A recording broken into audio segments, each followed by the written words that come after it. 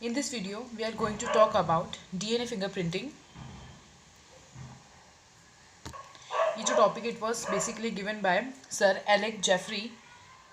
तो उन्होंने ये दिया था और उन्होंने ये बोला था कि जो डीएनए फिंगरप्रिंटिंग बेसिकली क्यों यूज़ किया जाता है।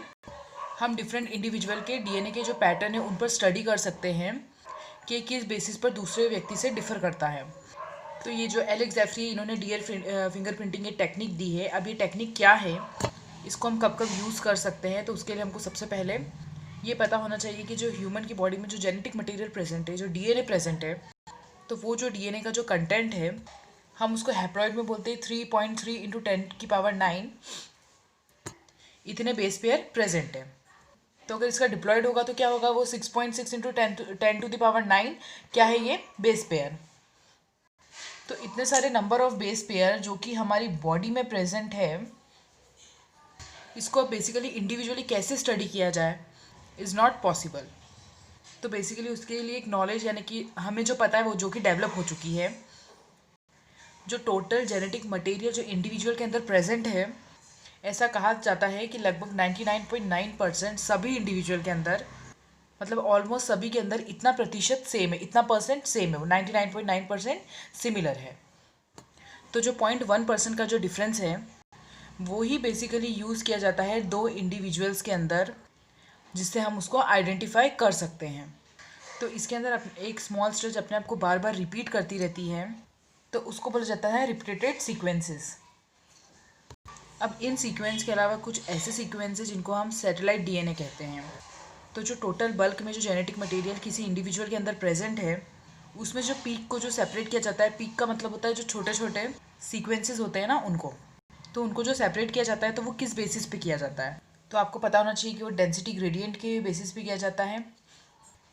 DNA is separated from bulk DNA, ठीक है। तो अब किस तरीके से बल्क डीएनए में से पीक डीएनए को सेपरेट किया जाएगा, तो आप किसके बेसिस पे करते हो, ये आप करते हो सेंट्रीफ्यूगेशन के बेसिस पर। अब यहाँ पे जो ये पीक डीएनए है जिसके बारे में बात कर रही हूँ, तो ये जो स्मॉल स्ट्रेचेस ऑफ डीएनए होते हैं उसका कोई भी प्रोटीन कोडिंग फंक्शन नहीं होता है, and these are called satellite DNA.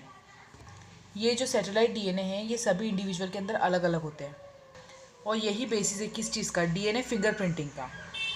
अब जो न्यूक्लियोटाइड का जो कंपोजिशन है वो क्या हो गया, एटीजीसी का कंपोजिशन, ठीक है। अब length of DNA, number of sequence, इन सब के आधार पर हम क्या कर सकते हैं, इस सैटेलाइट डीएनए को दो टाइप्स में डिवाइड कर सकते हैं, ठीक है। कौन सा सैटेलाइट होता है, माइक्रो एंड मिनी सैटेलाइट, ठीक है। तो इन दोनों ही सैटेलाइट डीएनए को हम यूज़ करते हैं डीएनए फिंगरप्रिंटिंग में। आई होप आपको इतना समझ में आ रहा होगा क्या होता है डीएनए फिंगरप्रिंटिंग। देखो ये डीएनए फिंगरप्रिंटिंग है जिसको किसने दी थी, सर एलेक जेफरी ने दी थी, ठीक है। इसके अंदर हम अगर हैप्लॉइड की बात करेंगे तो 3.3 इंटू 10⁹ बेस पेयर होता है, लेकिन अगर हम डिप्लॉइड की बात करेंगे तो 6.6 इंटू 10⁹ बेस पेयर होता है। लेकिन हम लोग का इतना टाइम नहीं होता है कि हम इतनी कैलकुलेशन करें, इसलिए हम लोग का इतना नॉलेज डेवलप हो चुका है कि हम ये मानकर चलते हैं कि 99.9% जो डीएनए है वो हर इंडिविजुअल के अंदर सिमिलर रहता है, लेकिन जो 1% जो डिफरेंट रहता है वही आपके डीएनए फिंगरप्रिंटिंग में हेल्प करता है दो इंडिविजुअल के अंदर डिफरेंस दिखाने में, ठीक है। ये किसने बताया था, एलेक जेफरी ने बताया था कि जो 0.1% जो क्या बोलते हैं डीएनए होता है वो डिफरेंट होता है, जो क्या बताता है हमको दो इंडिविजुअल के अंदर जब हम डीएनए फिंगरप्रिंटिंग का टेस्ट करते हैं तो वो डिफरेंस वही 1% शो करता है। तो जो टोटल बल्क ऑफ डीएनए है उसमें से जो ये पीक डीएनए है उसको हम कहते हैं सैटेलाइट डीएनए, ठीक है। अब ये जो सैटेलाइट डीएनए है ये बहुत रेयर होता है, मतलब सब में अलग अलग होता है, सिमिलर नहीं होता है। और these are the repeated sequences, ये रिपीटेड मतलब ये अपने आप को बार बार रिपीट करेंगे। तो पीक डीएनए को बल्क डीएनए में से किस तरीके से सेपरेट किया जाएगा, डेंसिटी ग्रेडियंट सेंट्रीफ्यूगेशन की हेल्प से हम इसको सेपरेट करेंगे। तो अब देखो एटीजीसी के कंपोजिशन के आधार पर, लेंथ ऑफ डीएनए के आधार पर, नंबर ऑफ सीक्वेंस के आधार पर हम इसको क्या करेंगे, सेपरेट करेंगे। और ये सैटेलाइट डीएनए टू टाइप्स के होते हैं, एक होता है माइक्रो और एक होता है मिनी, माइक्रो सैटेलाइट और मिनी सैटेलाइट। और ये किसके बेसिस पे होता है, जेनेटिक के वेरिएशंस की वजह से होता है, जिसको हम क्या बोलते हैं, पॉलीमॉर्फिज्म, डीएनए पॉलीमॉर्फिज्म। इसका मतलब ये होता है वेरिएशंस एट जेनेटिक लेवल।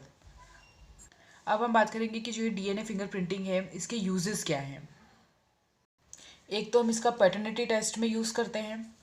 अब ये क्या होता है, मान लीजिए कोई बच्चा आपको मिला है, वो काफ़ी सालों के बाद आया है।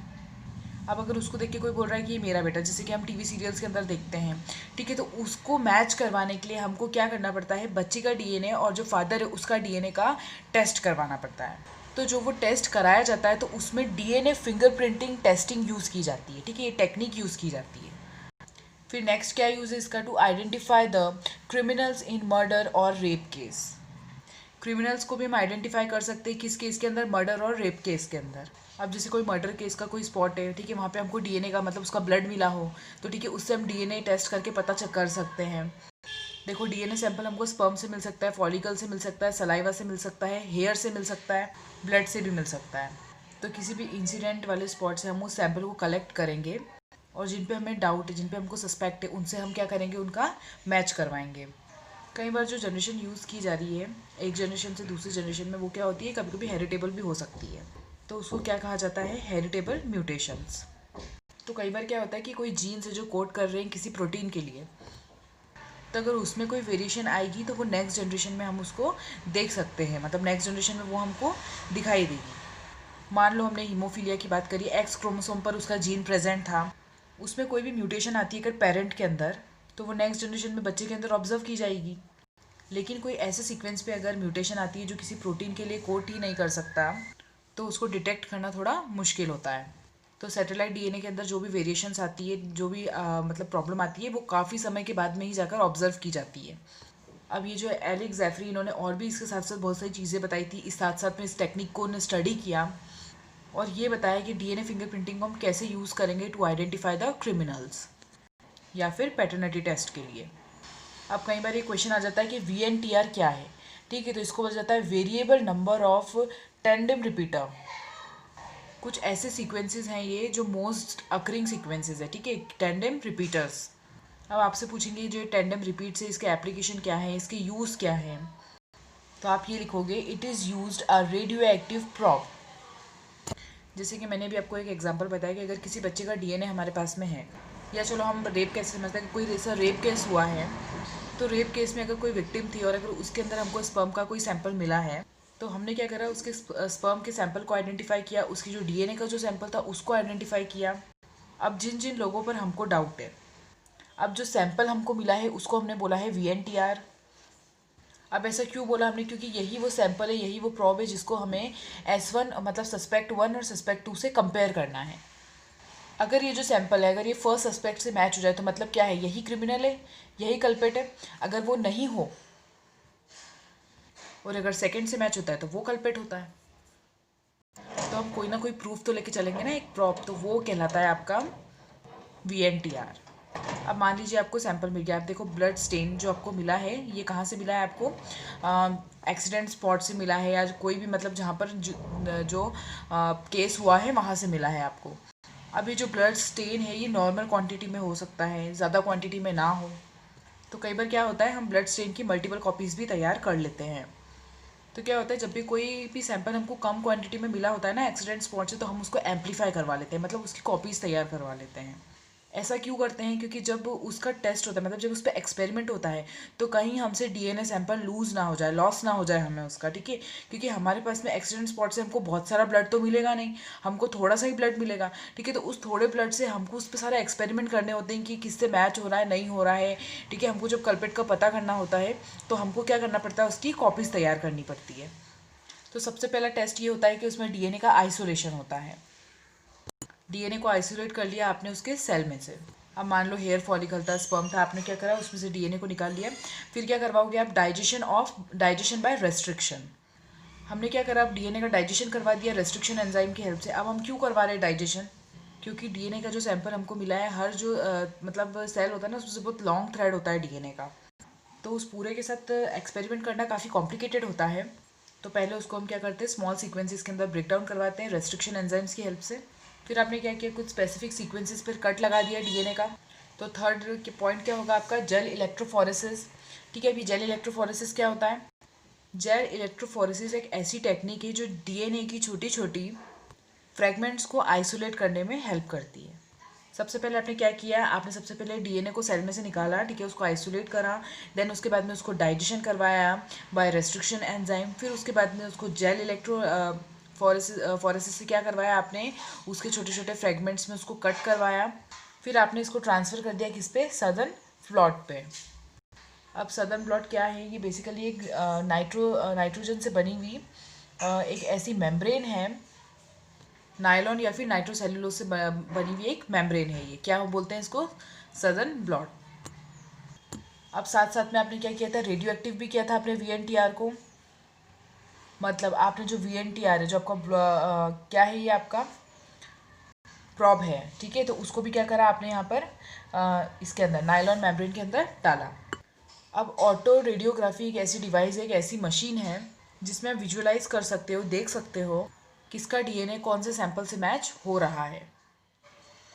अब देखिए मैंने आपको समझाने के लिए डायग्राम बनाया। मान लीजिए हमारे पास में जो सैंपल था, जो सैंपल है, हमने उसको दो लोगों से सस्पेक्ट करवाया है या कंपेयर करवाया दो लोगों से। अब यहाँ पे मेरे पास में ये सारे डीएनए के सैंपल हैं, ठीक है, और मेरे पास में दो लोग हैं जिनसे मैं इनको क्या करवाना चाहती हूँ, मैच करवाना चाहती हूँ। अब इसमें हम देखेंगे डीएनए का सैंपल किससे मैच कर रहा है, ठीक है, ये वाला हमने इससे करवाया, ये वाला इससे, ये वाला इससे, ठीक है, देन ये, ठीक है, इस तरीके से मैच करवाएंगे। पर जब आप S2 में देखोगे तो आप देखोगे कि यहाँ पे 1 2 ये 3 और ये 4, ये चार आपस में सीक्वेंस जो है वो मैच कर रहे हैं। तो आपको ये पता चल जाएगा इससे कि जो सस्पेक्ट 2 है वही एक्चुअली में रिस्पॉन्सिबल है रेप केस में या फिर मर्डर केस के लिए, ठीक है। तो इस तरीके से हम पता करते हैं कि कैसे मतलब कैसे डिफरेंस आया और कौन किससे मैच करेगा। तो ये जितने भी स्टेप्स अभी हमने पढ़े हैं ये सारे डीएनए फिंगरप्रिंटिंग के स्टेप्स हैं। मैंने अभी आपको बताया था कि जो सैटेलाइट डीएनए है विच इज़ ऑफ 2 टाइप्स, पहला कौन सा है, माइक्रो सैटेलाइट, और एक है मिनी सैटेलाइट, और उसमें से भी ज़्यादा हम मिनी सैटेलाइट को यूज़ करते हैं as a probe, as a VNTR. तो इन सब चीज़ों के बेसिस पर हम आइडेंटिफाई करते हैं कौन क्रिमिनल है, कौन कल्पेट है। ऑटो रेडियोग्राफी का यूज़ करके आप विजुअलाइज कर सकते हो, डीएनए के जो सैंपल्स हैं उनको देख सकते हो कि कौन कितना हाइब्रिड बना रहा है। तो ये था आपका डीएनए फिंगरप्रिंटिंग। नेक्स्ट टॉपिक में हम बात करेंगे ट्रांसक्रिप्शन के बारे में।